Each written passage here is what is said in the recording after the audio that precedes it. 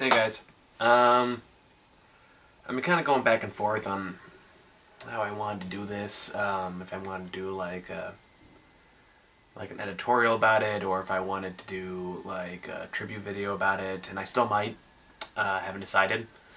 Mostly because I feel like we're getting a lot of those in the next few days, and I just don't feel like mine. I feel like there are people out there better equipped to do better than me.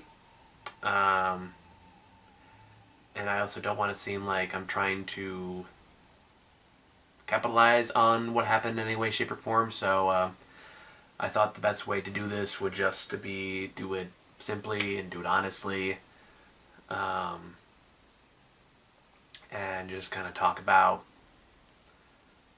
while it's still fresh and I'm still processing everything, and there's still a lot that I haven't really figured out. But I thought that I would just get my thoughts out there, just kind of say my own personal experience, get my own. I just want to talk about the man now. For obviously, I'm sure you read about the title, and I'm sure it's been all over the news today. Stan Lee passed away earlier today at the time I'm recording this, and for me personally, this has been this one hit me hard, and I think harder than any other like celebrity death that I've lived through so far. I think except for like maybe Ron Williams, I think the only one I can think of that came close, but this one's a little different in that this is a person I actually met several times. In times that I'm very very grateful, and I'm really glad that I took the opportunity I did to do it, because especially looking back now, man, I would have been. I can look back on that in a whole different light now than even then when I could then. I was so excited and blown away when I did the first time. Even the last time I did, cause, last time I did was a meet and greet. So that means we actually had to talk to them for a little bit, him and a small group of fans that were joined with us. It was a very small little group. That's probably the most in-depth time I got with him, how I got to really kind of see him as a person as much as I possibly could anyway, because I know not long after that meet and greet, actually, a lot of stuff kind of went down with him. But I'm getting ahead of myself. I do want to spend some time to talk about my own experiences with Stan Lee and what he meant to me, and just kind of get my thoughts and just get them out of my head, pretty much, because there's no. It feels weird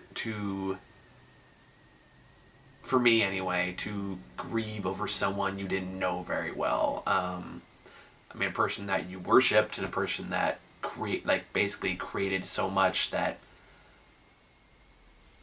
very much made you the way you are today. I mean, that's also the reason why I kind of took this angle. I want to make sure that the Spider-Man poster was clearly in frame.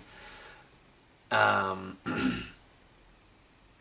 sorry if I seem jumbled or I seem incoherent. There's a lot of.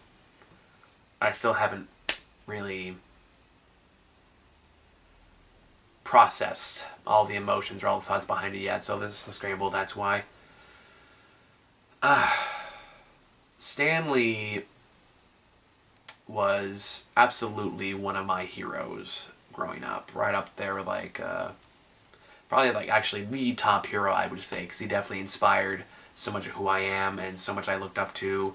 Created some of my all-time favorite characters, and everything he created and everything he did in his life, he always he always projected such joy and so much, like, he just wanted to entertain people. He just wanted to brighten the world as much as he could, and he did. And he did what most of us wish we could do, and there just aren't many people that projected that into the world and who clearly wanted to make a positive difference in the world. And that positivity is going to be so missed, because it's something we need right now, and it feels like a great source for it just kind of went out. Now, does that say he was happy all the time? No. Especially, I know towards the end he had a lot of problems like with his family and people he trusted. He went through a lot of shit towards the end. After his wife died, and even when I met him himself, he always kind of carried you kind of got the sense he kind of carried his secret sadness with him. And again, I can't, I say that with any sort of confirmation. I'm only going up, like, I'm not speaking as if I knew him very well. I'm only speaking for him in the brief moment that I met him and that time I knew him. But no matter what he was feeling, he always just loved being there. He loved being with fans. He loved talking with them, and he took such pride in everything he did. And I think the most surprising thing about him is how humble he was about it. Like, he was both humble and not at the same time, which is kind of weird. But he made it work. Like, he was very much like, oh yeah, I did this. I'm very proud of how I did this. But he would also make horrible fun of himself the entire time. His sense of humor is very self-deprecating. He was actually very, very funny. And very, very honest and very open with his flaws. When I got a chance to talk with him, and he was just so wonderful to talk to begin with. I'll see if I can dig up the old footage. Maybe I can pull this up and put it over this. But I remember the first time I ever saw him. I want to say it was my second San Diego Comic-Con. I remember this because this is when they were promoting Thor, when that was first coming out, like Thor and Captain America, and they had the big Thor throne in the middle of the Marvel booth on the floor. And I remember, because I think it's the first year I started cosplaying, I was walking by in my remember the costume was right now for the first time. I know 5 years later, I'm still wearing it. And I was walking by this big crowd around the Thor throne, and he was kind of saying like, "Hey, what's going on over here?" It's like, "Oh, Stan Lee's gonna be here." And I remember oh god, how old was I? I was pretty young, on the young side. Like maybe like late teens, early 20s. I don't even fucking know. Anyway, so I got really excited. I think I sat like just kind of camped out there for like 30, 40 minutes until he showed up, and then he was just so excited. He had all this energy, especially he was old back then too, and he like sat on the throne and he kind of owned it up a bit, like he was kind of cheeky about it. And that was like the first time I saw him in person. I saw him quite a few times after that. I saw him once at Silicon Valley Comic Con, and then this is actually like a couple years ago. That was the first time I got to meet him in person, which is very, very brief. I don't think I ever told a story on camera, so it's gonna be an interesting story to tell. But I was walking around outside the convention center. I was walking around outside the San Diego Convention Center, and I was walking past the Chuck Jones, the gallery that they have up there. That if you've been to the San Diego Comic Con, you probably walked past this, or you've seen it. It's very good artwork. But anyway, I was walking by, and I walked past the person. She's handing out one of those people that hand out pamphlets, and she said, "Oh, Stan Lee's gonna be here in like half an hour." And I was like, "Really? Well, okay then." So I pretty much like stopped all my plans, and I just kind of camped out in front of this place. I got in line, and I met this wonderful older woman whose name was Ruth. And Ruth and I, like, she was like in her like 60s, something like that, and I got talking, and we're kind of going back and forth for a bit. We connect pretty fast. Now, what they didn't tell me when I got in line was that people who bought a portrait from the gallery got first privileges to go in. And I didn't know that, so I didn't buy anything. But luckily, Ruth, who's standing next to me, she did. So she got me in there by telling the people in charge that I was her son. And her and her husband, God bless him, just went along without missing a beat. Because he walks up to us when we're going in line, and Ruth just goes like, "Hey, this is Michael. He's gonna be our son for the afternoon," pretty much. And he just looks like, "Hello, son." It's like, "Hi, Dad." It was weird. We like instantly just connected, and I got a picture with her in there too. And here's a picture here so you can look at it. But like that was like the first time I got to meet him in person. I remember just kind of freaking out, like, "Oh my God, holy shit. It's Stan fucking Lee." And I remember like shaking his hand. I remember I shook his hand and I just said, "Mr. Lee, thank you for everything you've done." He was very polite. You can also tell he was very, very tired at the time. But he was still smiling. He was still projecting this great energy, his great positivity. Like he he was tired and he was moving slower, and you could tell, but he never stopped wanting to be in these places, interacting with people. He never stopped taking pride in his work. From what I can tell. Um, and that was the first time I met him. I met him two times actually. The following year. One was when I bought an autographed book of his.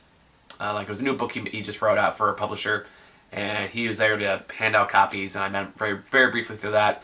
The one thing I'm kind of sad about with the Stan Lee press group is that they're very much just get in and get out as fast as possible. They just boom boom boom. They kind of push you out of there. You had like no chance to really interact with them.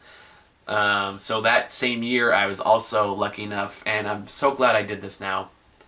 I got to go to a Stan Lee meet and greet event. So it was a very private event, very small group of people that got in to hang out with him in his suite in the Marriott, which was next to the convention center. And we did, and it was we got up there, and we talked. I talked. Remember, I was sat there. It was very very nice. They fed us. They got to hand the presidential suite. Looked like pretty cool. You got a great view.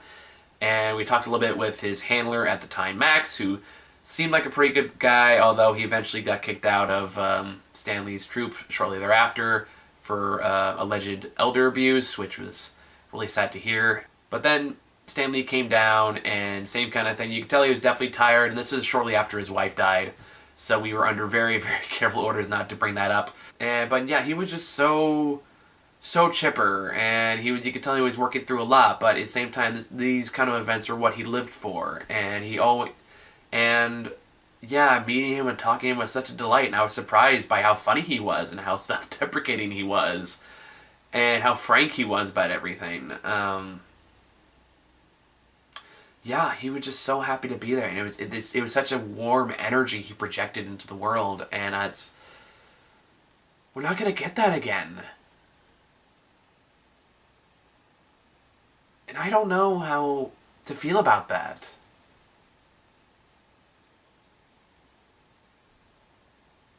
I just don't know, and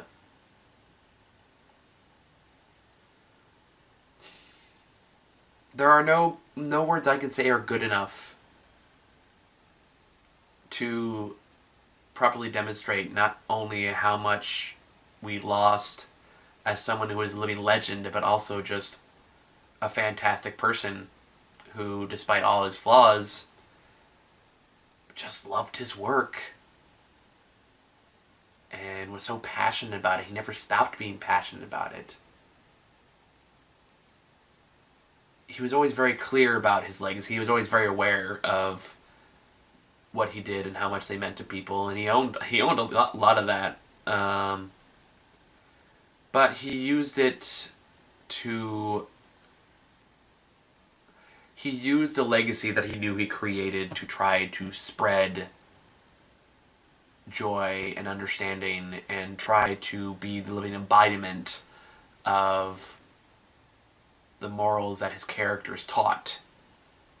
Like, he very much tried to practice what he preached with Spider-Man and the Fantastic Four and the Hulk. I mean, his legacy is beyond question. I'm sure I could spend a lot of time talking about that if I wanted to, and I know a lot of people are going to in the near future, but I want to focus on the man. I want to focus on who he was. And what he meant to me. We're gonna see a lot of people paying tributes on there. There's gonna be some great ones right out the bat. I can tell right now that people are gonna really... There are gonna be some people that are gonna expertly tackle his legendary stature. But as a man, I just want to say that even though, like, he wasn't perfect, and he'd be the first to say so as well, I got the impression from his interviews and from my FaceTime with him that there was never a moment when he was going to use his platform to put other people down. And I have a lot of respect for that. he was never negative in person, unless it was about things I need to be negative about, like racism or homophobia or anything like that. He worked hard to spread goodwill, and that makes him a hero in his own right, I think. He was a hero. He was a hero to a lot of us growing up. He gave us people to. He gave us people like me a voice,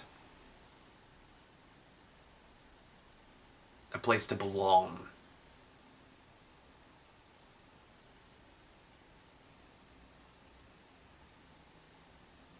And there's no words to express my gratitude for that.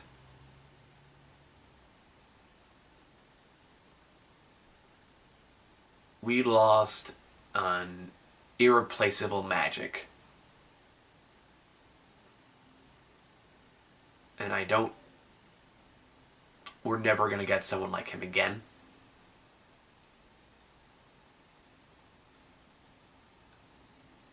So I guess we have to try to take those lessons and put them back into the world.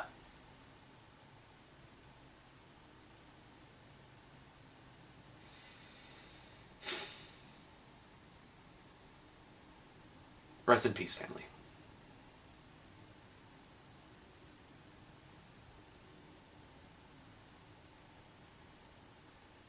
Rest in peace. You know, I guess one person can make a difference. Enough said.